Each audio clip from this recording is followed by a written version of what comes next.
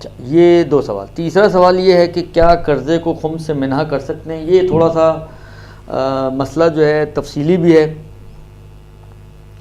और क्या कहते हैं थोड़ा सा समझने वाला भी है।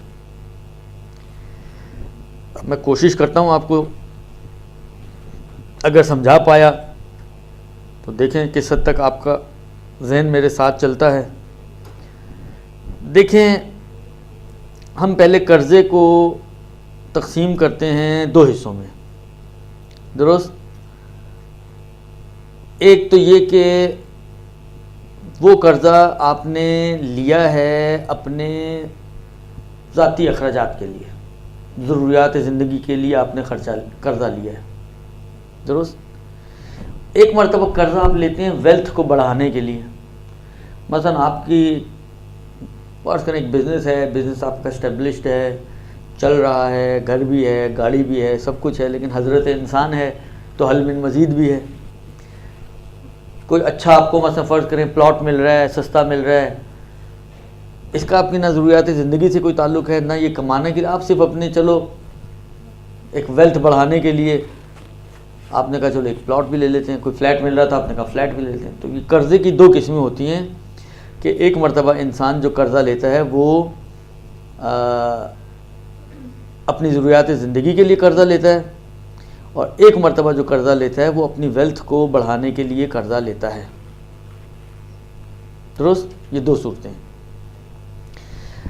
अगर हम पहली सूरत की तरफ जाएं कि अगर इंसान ने जो कर्ज़े लिए हैं वो अपनी ज़रूरियात ज़िंदगी के लिए लिए हैं, मतलब फ़र्ज़ करें मैं कारोबारी आदमी हूँ, कारोबार करता हूँ, बिज़नेस करता हूँ, या अभी नया स्टार्ट किया है बिज़नेस, अभी कमाया कुछ नहीं है लेकिन ज़िंदगी तो गुजारनी है ना, खाना पीना, बच्चों की फ़ीसें, मेडिकल, अला बला, ये तो ज़रूरियात ज़िंदगी कर रहे हैं, वो तो करने है मुझे।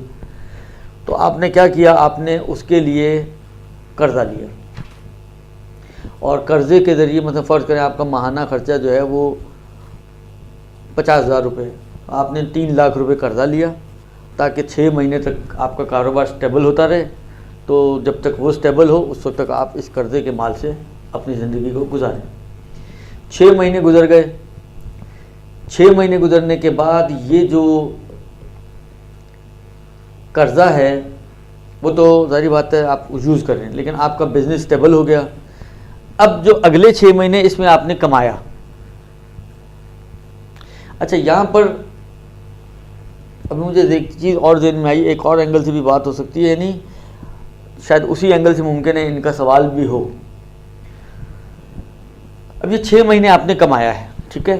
फ़र्ज़ करें आपने जब साल ख़त्म हुआ, आपने जब अपना हिसाब किताब बनाया तो इस वक्त आपके पास 10 लाख बचे हुए, दुरुस्त। यानी इस कारोबार से 6 महीने में आपने 10 लाख कमा लिए, ख़र्चे निकालने के बाद, जो कारोबारी खर्चे होते हैं वो निकालने के बाद।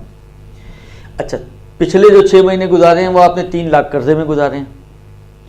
अब 2 सूरतें हमारे पास, अब हमारे पास 2 सूरतें हैं इस कर्ज़े की निस्बत कि जो आपने ज़िंदगी गुजारने के लिए लिया है। 2 सूरतें हैं।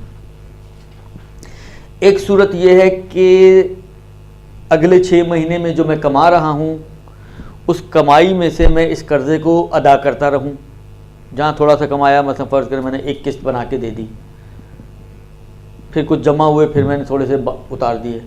अब जब साल आपका ख़त्म हुआ तो नतीजा ये निकला कि 3 लाख आप पे कर चुके हैं अपना कर्ज़ा, और अब आपकी जो नेट बचत बन रही है वो 7 लाख बन रही है कर्ज़े निकालने के बाद। तो कर्ज़ा एक मरतबा इस शक्ल में आप निकालते हैं कि आप अदा कर देते हैं।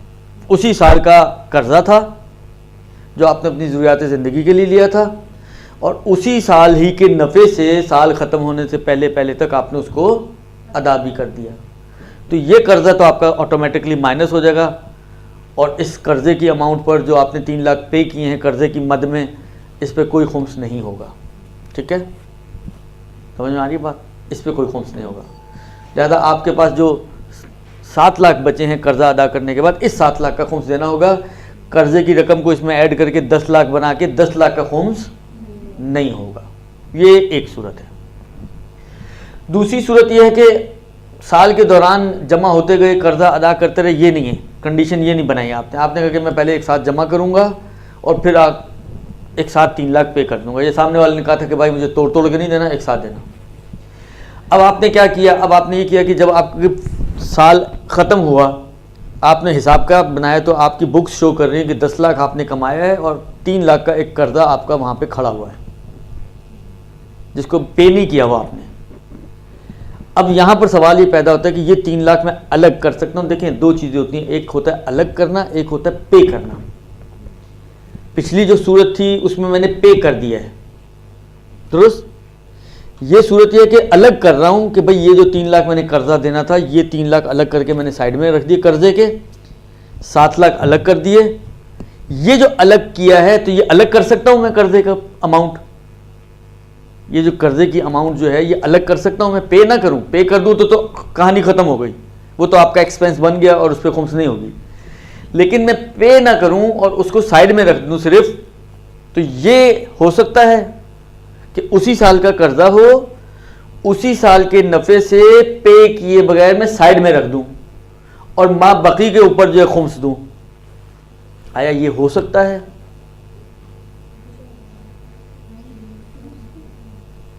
यहाँ वाली फुक़हात, सीधे हाथ वाली फुक़हात का कहना यह है कि नहीं हो सकता। उल्टे वाली फुक़हात का क्या कहना है? हो सकता है सर, क्योंकि वो निकाल दिया ना, तो हमने देना ही, हमारे ऊपर कर्जा है। दिया तो नहीं ना आपने, हमारी बचत नहीं है, वो हमारा कर्जा है हमारे ऊपर और हमें निकालना है। तो जो अभी तक आपने समझाया उससे मेरे जो ज़हन में आया वो यही है कि हम वो निकाल सकते हैं, अलग कर देंगे। चलें इसका जवाब फैसला महफूज, दुरुस्त, पानामा केस की तरह। तो इसको मैं थोड़ी देर बाद इसका फैसला सुनाता हूँ। एक और कंडीशन अब पहले हम डिस्कस करते हैं ताकि इनके जहन में जो बात आई है वो अच्छे तरीके से क्लियर हो जाएगी। एक नई इक्वेशन बनाते हैं हम, ठीक है। वो ये है कि पिछले साल मैंने 3 लाख कर्जा लिया, 6 महीने तक खाया, अगले 6 महीने भी कुछ नहीं कमाया, फिर 3 लाख और कर्जा लिया, यानी 6 लाख कर्जा लेके मैंने पिछला साल गुजारा। पिछले पूरे साल में कोई नफ़ा नहीं कमाया मैंने, बारिशें हो गई, बिजली की मुश्किलात, अला भला कोई फ़ायदे, कुछ हुआ, काम ही नहीं हुआ, और पिछला साल मेरा ज़ीरो पे गुजरा, बल्कि ज़ीरो क्या माइनस में चले गए। 6 लाख का कर्जा चढ़ गया उल्टा मेरी गर्दन पे। ये एक। तो अब तो कर्जे में कर्जा चल रहा है मेरा, तो है ही नहीं कुछ कि मैं पे ऑफ करूं, दुरुस्त। तो ना मैं अलग कर रहा हूं इस वक्त इसलिए कि कुछ नहीं है, और ना मैं पे कर रहा हूं इसलिए कि कुछ नहीं है, जेबें खाली हैं, दुरुस्त। अगला साल शुरू हुआ,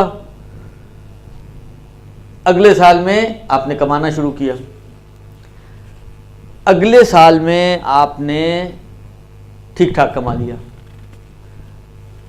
अब इसमें भी यही 2 सूरतें बनेंगी जो पिछले में बनी। एक सूरत यह है कि जो आप कमाते गए आपने साथ साथ ही, मतलब फ़र्ज़ करें किस्तों की शक्ल में लाख लाख करके 50-50 हज़ार करके वो कर्जा पे करना शुरू कर दिया। पिछले साल का कर्जा अगले साल के नफ़े से पे करना शुरू कर दिया, आपने पे करना शुरू कर दिया। साल का जब एंड हुआ आपने देखा, मतलब फ़र्ज़ करें कर्जा भी आपका पे हो गया 6 लाख, प्लस मतलब फ़र्ज़ करें 4 लाख बच भी गए। यानी अगर इस कर्जे की अमाउंट को पे ना किया होता तो 10 लाख बच जाते आपके, लेकिन क्योंकि 10 लाख में से 6 लाख आपने पे ऑफ कर दिए तो अब 4 लाख बचे हैं आपके। अब मेरा आप लोगों से सवाल, यहाँ पे 4 लाख पे खुम्स होगा या 10 लाख पे खुम्स होगा? तो खुम्स तो बचत पे ही होता है ना, तो सिर्फ 4 लाख पे होगा। 4 लाख पे होगा। यहाँ पे आपका जवाब सही है कि खुम्स जो है, क्योंकि पे कर चुके हैं आप, तो कर्जे की अदायगी को आपका ख़र्चा माना गया, जायज़ ख़र्चा माना गया अदायगी को। लिहाजा क्योंकि आपने अदा कर दिया है तो आपका ये जायज़ ख़र्चा हो गया। जब खर्च हो गए तो खुम्स नहीं हो गए। खुम्स तो बचत पे होती है, जिस तरह के कहा आप लोगों ने। तो बचत 4 लाख की हुई है तो 4 लाख का खुम्स देना होगा। अब इसमें वो पिछले वाली कंडीशन ले आए आप, 6 लाख का कर्जा है, पिछले साल कुछ नहीं कमाया, अगले साल जब आपकी बुक्स शो कर रही हैं कि आपने 10 लाख कमा लिए लेकिन कर्जा आपने पे नहीं किया, अब आपने वो 6 लाख साइड में कर दिए, अलग किए हैं, पे नहीं किए हैं अभी। आया अब खुम्स किस पर होगा, 10 लाख पर या 6 लाख पर? जी 10 लाख पे हैं? नहीं, फर्ज ये कि साल खत्म हो गया, कर्जा अदा नहीं किया, अभी साइड में कर दिया। अब आप यहाँ पर इसको साइड में कर सकती हैं कि 10 लाख में से 6 साइड में कर देंगे, पिछले साल के कर्जे के हो गए, और बाकी 4 लाख पे खुम्स दें। क्या होगा? 6 यानी 4 पे खुम्स होगा, 10 पे खुम्स होगा। जी आपकी राय क्या है? ये सिर्फ आपके लिए मैंने कहानी बदली है सारी। देखिए तो फिर 10 लाख पूरे हमारे पास है ना, हम हाँ। अलग कर रहे हैं ऐसे। हाँ हमारे पास पूरे 10 लाख जी। रुपए हैं, जी बचते जी हैं। जी जी तो उस पे हम खुम्स देंगे तो डायरेक्ट 10 पे देंगे। 10 पे देंगे। और वो पिछले साल वाले में क्यों आप कह रही थी कि वो तो कर्जा है हमारा? हमने मतलब फर्ज कर लिया था कि हमने उसको दे दिए। नहीं, उसमें भी दूसरी इक्वेशन में देखें, पिछली में जिस साल का कर्जा था उसी साल का नफ़ा था, उसमें भी हमने 2 सूरतें बनाई थी। जहाँ पे पे ऑफ कर दिया था वहाँ तो ठीक था आपका जवाब कि जी वहाँ पर जो बचा है उसका खुम्स होगा। लेकिन जहाँ पर दूसरी सूरत थी कि पे ऑफ नहीं किया, अलग किया है सिर्फ, तो आपने उस वक्त भी ये फरमाया था भाई वो तो कर्जा है हमारा। तो सर वो तो कर्जा, अभी भी मैं ये कहूँगी वो तो कर्जा तो हमें देना ही है ना उसे। हाँ तो फिर और जो खुम्स है वो फिर तो क्यों 10 लाख पे बोल रही हैं आप? जो बचत है उस पे होता है ना खुम्स से। तो फिर 10 लाख पे क्यों बोल रही हैं आप? आपके अकीदे के हिसाब से तो 4 लाख पे खुम्स होना चाहिए। तो सर 40 तो हो गई। आपने तो 10 कहा ना। मैंने कहा कि अगर हम क्या वो अलग नहीं कर सकते खुम्स, वो जो हमने कर्जा लिया हुआ है उसको तो हमें वापस करना है हर हाल में, ठीक है? तो हम उसको अलग करने के बाद ही खुम्स निकालेंगे ना। वही पूछ रहा हूँ कि अलग किया जा सकता है, नहीं किया जा सकता? सर मैंने तो पहले भी कहा था कि उसको अलग करना लेकिन है। इस दफ़ा ये नहीं कहा था, इसलिए तो मैं फिर वापस पलट रहा हूँ पीछे। सर मेरी तो यही राय है अभी भी कि वो कर्जा अलग करना है और वो 4 लाख अलग। इस सूरत में जो दूसरी वाली सूरत बनाई हमने, उसमें हम अलग नहीं कर सकते, यानी 10 लाख का खुम्स देना होगा।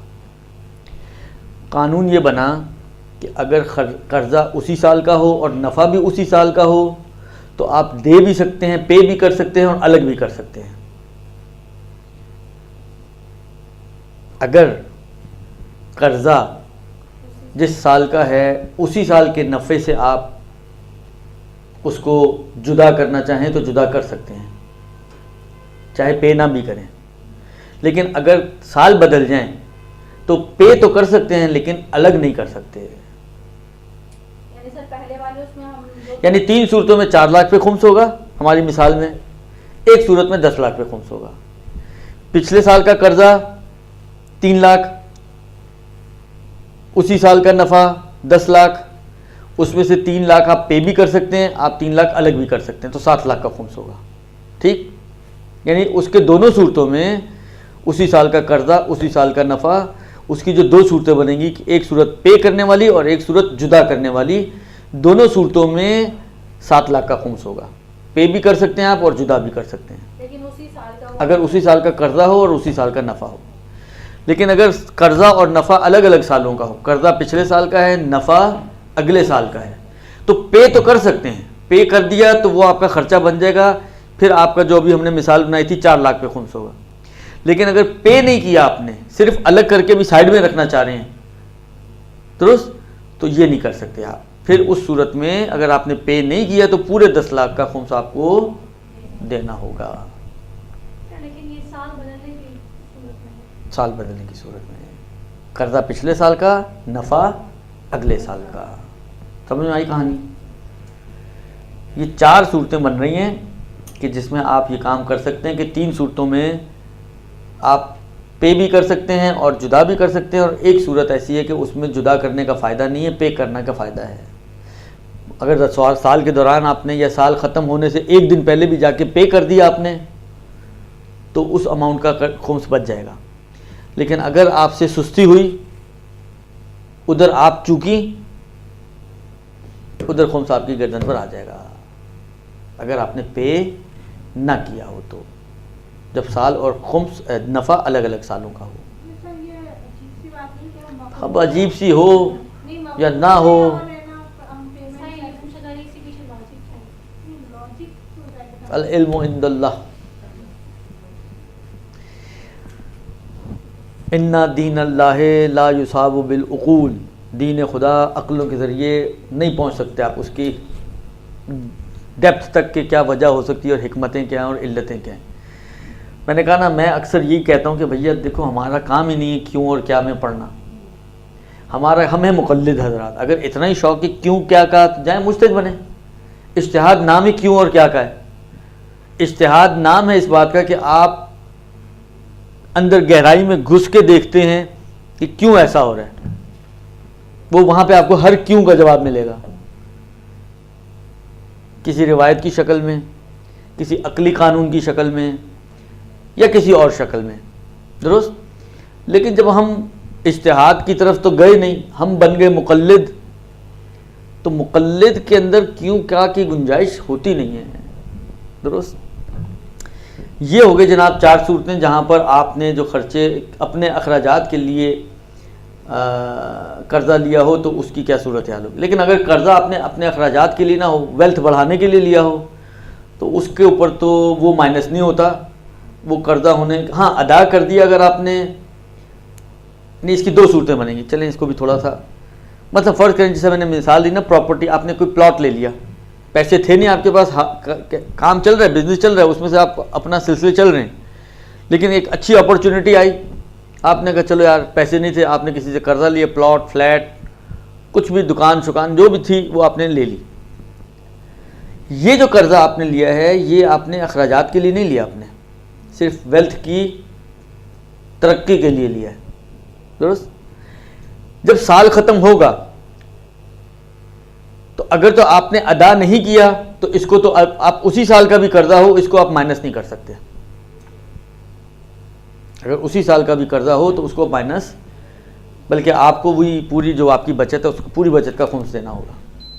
लेकिन अगर ये कर्जा आपने अदा कर दिया, दरमियान में कमाते गए अदा कर दिया आपने, आपको अंदाज़ा था मेरी इतनी कमाई है कि मैं कर्जा उतार दूंगा, या पूरा ना सही आधा जितना भी बिलाखिर आपने अदा किया है, तो कर्जे की अदायगी का नतीजा ये निकलेगा कि उसके अगेंस्ट वो जो प्रॉपर्टी आपने खरीदी है उतनी आपकी बन जाएगी।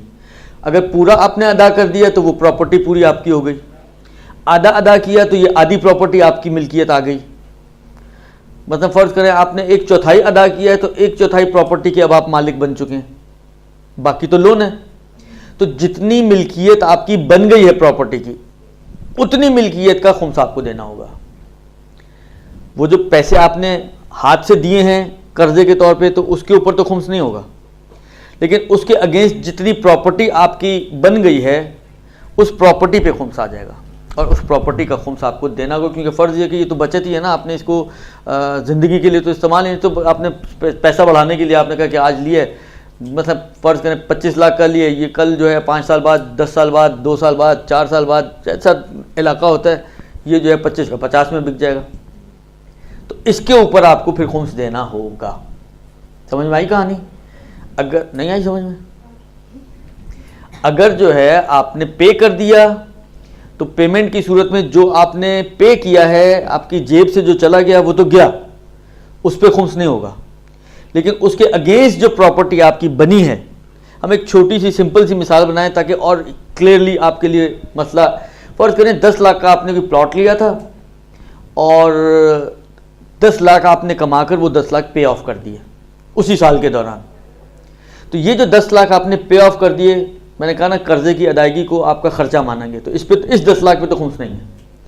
लेकिन इस 10 लाख के अगेंस्ट जो प्रॉपर्टी हमने ली है उस प्रॉपर्टी पे खुम्स होगा, और वो भी उसकी मार्केट वैल्यू के हिसाब से। फ़र्ज़ करें जब आपने लिया था वो 10 का था, वो 12 का हो गया, तो खुम्स 12 लाख पर होगा। दुरुस्त। ये उस सूरत में कि जब आपने कर्ज़ा अपने अखराजात के लिए ना लिया हो बल्कि अपनी वेल्थ को बढ़ाने के लिए लिया हो, तो ये उसकी सूरत हाल हो जाएगी। घर बनाने के लिए है तो ये ज़रूरत ज़िंदगी। बिल्कुल। अगर घर देखें, घर ये आखिर ये तय करना ज़रा मुश्किल है बहरहाल, लेकिन है तो सही कि एक सवाल तो है कि आया घर वाकई इंसान की ज़रूरत है। अगर घर आपकी ज़रूरत बनती हो, मतलब फ़र्ज़ करें आप किराए के घर में नहीं रह सकती, या किराए के घर नहीं मिल रहे हैं, या मिल रहे हैं मगर आपकी फैमिली इतनी बड़ी है कि एक साथ एक घर में इतनी बड़ी फैमिली के लिए कोई घर नहीं मिल रहा आपको, या कोई भी मुश्किलात हों तो ज़रूरत बन जाएगा। तो अगर घर आपकी ज़रूरत ज़िंदगी बन रहा हो, तो अगर आपने कमाई के साथ साथ दौरान कमाई मतलब कर्ज़ा लेके घर ले लिया, तो ये ज़रूरियात ज़िंदगी का कर्ज़ा हो जाएगा। तो इसके ऊपर वही अहकाम जारी होंगे जो ज़रूरियात ज़िंदगी के हैं, जो पहले वाली सूरत में हमने बयान किए हैं। दुरुस्त।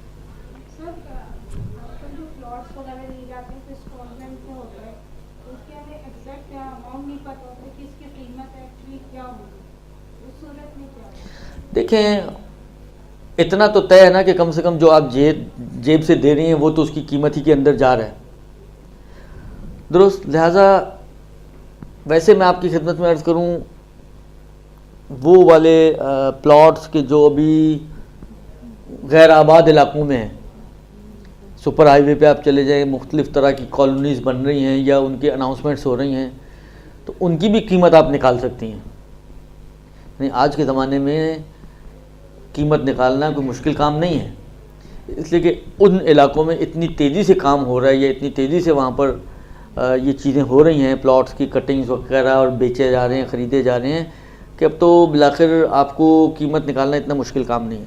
तो पहले तो आपको कोशिश करनी है कि कीमत उसकी एक्चुअल निकल आए और उसके हिसाब से फिर उसकी खुम्स वगैरह को मुअय्यन करें। एक मिनट, दुरुस्त। लेकिन अगर फ़र्ज़ करें ना निकल पा रही हो किसी ऐसे इलाके में कि अभी वो इतना तेज़ी से आबाद होना शुरू नहीं हुआ, अभी भी बंजर इलाका है, वहाँ कोई ना स्टेट एजेंसी, ना कोई बताने वाला, ना कोई पूछने वाला, वहाँ की प्रॉपर्टी की अभी कोई भी मसलन फ़र्ज़ करें इतनी ज़्यादा ख़रीदो फरोख्त नहीं हो रही है, आप लेके फंस चुके हैं वहाँ पर, तो वही वाली बात है, कम से कम जो दे रहे हैं, जितनी अमाउंट आप दे चुके हैं साल के एंड पर, उस अमाउंट का खुम्स आपको फिर देना पड़ेगा। अलबत्ता ये इसी एतबार से कि समझिए उस वक्त जितनी प्रॉपर्टी आपकी बनी है उसकी ये कीमत बन रही है, तो उसकी कीमत के एतबार से उसका खुम्स देना होगा। जी। रहमतिक या अरहमर राहिमीन व सल्लल्लाहु अला मुहम्मद व आलिहि